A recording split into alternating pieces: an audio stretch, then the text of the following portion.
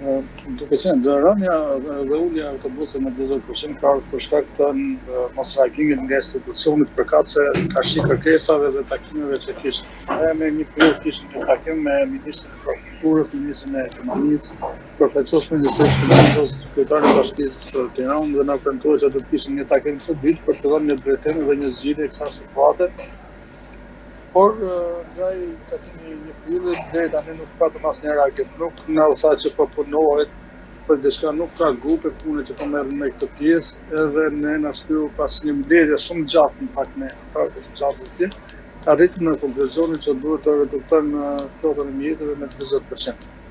Reduktimi i flotës me 40% përkthehet automatikisht 20% më pak shpërblim, 20% më shumë kohë për prit stacione, 20% më shumë ngarkesë. Që do thotë jenë në kushte të cilat nuk mund ta çojmë transport me kjo kuplit pas një disa autobusa të cilat mundohen të ofrojnë shërbim me mundësi financiare dhe kapacitet se kanë. Ne pritum në fakt dhe reagimin e institucioneve, akoma nuk kemi një reagim zyrtar për të ulur në pjesë dhe për ta zgjidhur këtë situatë krijuar, duke qenë se kishim një takim ne për të vënë ndjeni, kemi vënë ndjeni edhe me shpresa, me kërkesa të vazhdueshme, edhe njoftimi i vjeshëm realisht ishte një njoftim i cili do drejtuam qytetarëve për të patur me kuptimin e tyre, nuk ishte një njoftim që ju drejtuam institucioneve, ishte një njoftim që njofton qytetarët marrin masa për televizor në destinacione të cilat ata e kanë të domosdoshme për televizor, të dalin më herët, kapin kohën, parashikojnë edhe ngarkesën në autobusa, duke qenë se ishin në situatë emergjente, edhe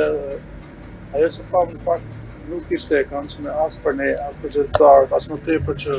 për turistët që priken edhe të shkohen së theni në fillimet e sezonit turistik, ne në të momentet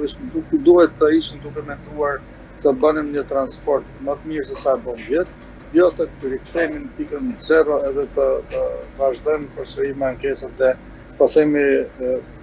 duke shprehur kapitullimin ekonomik, por kjo janë vetëm si rezultat të mungesës së vullnetit të institucioneve për të dhënë një zgjidhje përfundimtare po themi të problematikave të transportit në përgjithësi.